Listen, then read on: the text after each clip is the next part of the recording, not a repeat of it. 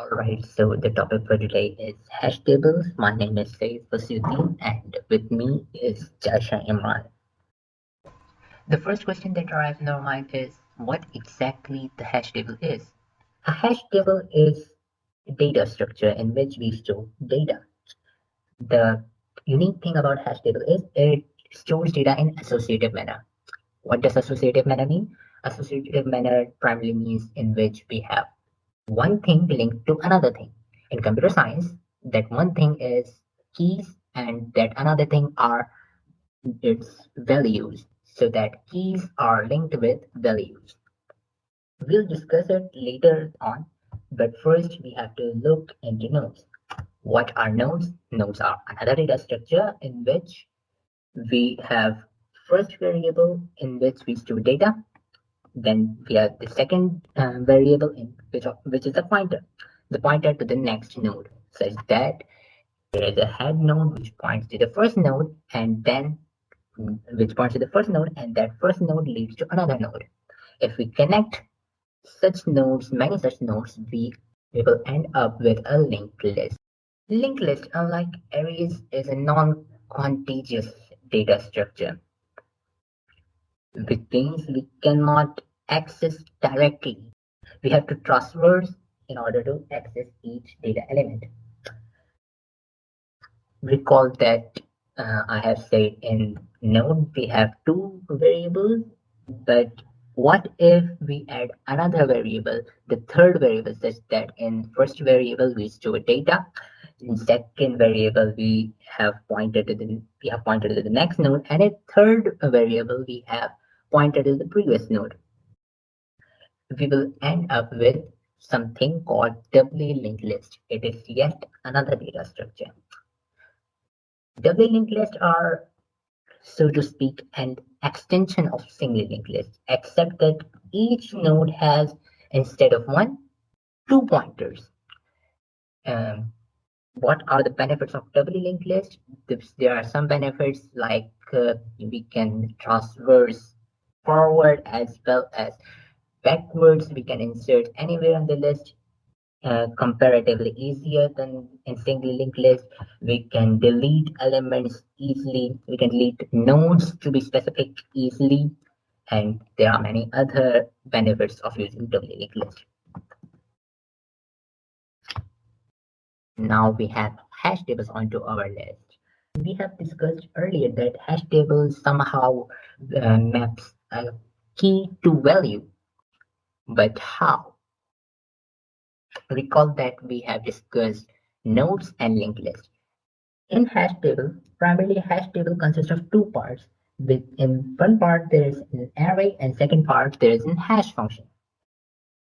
In first part, the array part, in each array, or we call it a bucket, we have a linked list, so that in each array index there are multiple nodes. Recall that a linked list is nothing but a list of nodes connected one to each other, and so that in hash table we have different linked list. Second is hash function.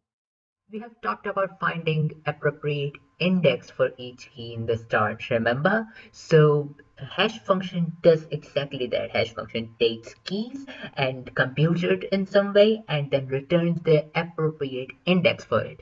Now hash functions will be further explained by my colleague Jaisha. So over to you, Jaisha. A hash function is any function that can be used to map data of arbitrary size to fixed size value. The values returned by a hash function are called hash values, hash codes, digest, or simply hashes. As you can see, an example is attached. We can input data, hash function process it, and digest it. A good hash function is easy to compute and practically fast, and distributes the data eventually. Collisions. If we talk about collisions, when a hash function maps two different keys to the same table address, a collision is said to be occur. Different collision resolution technique. Separate chaining and open addressing. also called close hashing, consists of linear probing, quadratic probing, and double hashing. These different collision resolution technique is used to resolve collision. We use chaining. We use separate chaining method in our project. Why we do not use open addressing instead of separate chaining? Because these open addressing schemes save some space over the separate chaining method, but they are not necessarily faster than experimental and theoretical analysis. The chaining method is either competitive or faster than other method depending upon the load factor of the method. Separate chaining. The idea is to make each cell of hash table point to a linked list of records that have same hash function value. Advantages. The advantages of separate chaining method is simple to implement. Hash table fills never fill up. We can always add more elements to chain.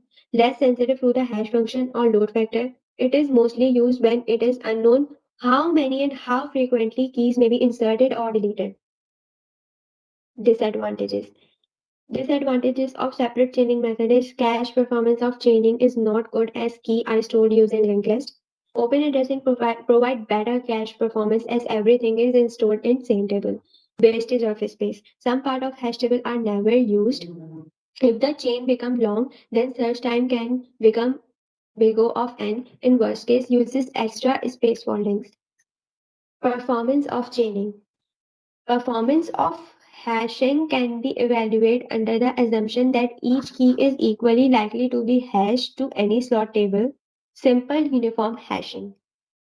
M. Number of slot in hash table and number of keys to be inserted in hash table.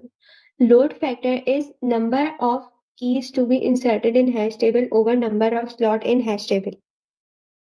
Expected time to search, insert and delete is big O of 1 plus load factor. Time complexity of search, insert and delete is big O of 1 if load factor is big O of 1. So thank you for listening. Yes, thank you for listening. You can find doubly linked list implemented hash table on our GitHub. Username is triple S Fasih, SSSFASIH. The link will also be given in the description. Thank you again. Bye bye.